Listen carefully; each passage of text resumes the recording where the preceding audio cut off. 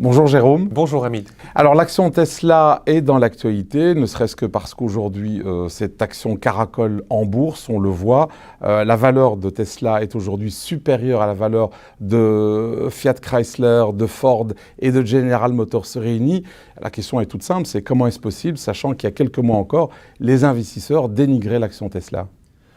Tesla a réussi ce que personne ne croyait qu'ils allaient réussir, c'est qu'ils ont produit un nombre impressionnant de voitures électriques, plus de 350 000 en 2019, une progression de 50% dans une industrie automobile qui est en souffrance puisque la production de voitures en général a baissé l'année dernière. Donc ça, c'est un succès.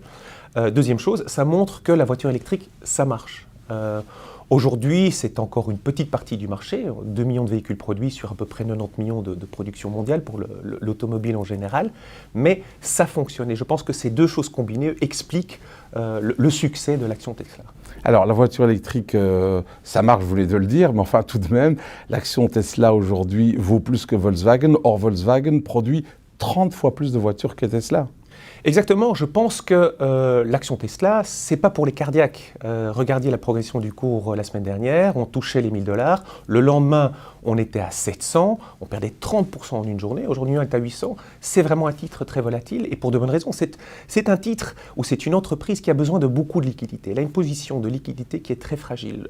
Elle est dans l'industrie lourde.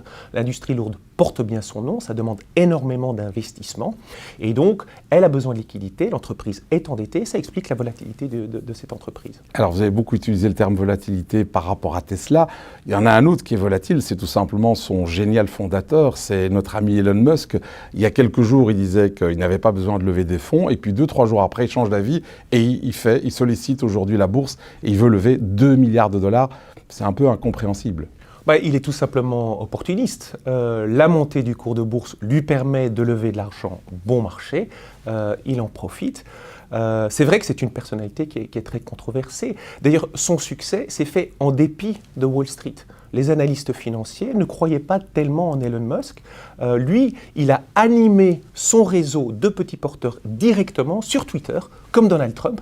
Et c'est ça qui lui a permis aussi de réaliser le succès boursier qu'il a eu. Alors la conclusion, c'est quoi? Donald Trump et Elon Musk, même combat? Oui, voilà deux personnalités qui s'adressent directement à leur clientèle ou à leurs électeurs et qui coupent les intermédiaires. Merci Jérôme, c'est très clair, comme d'habitude. Merci Hamid.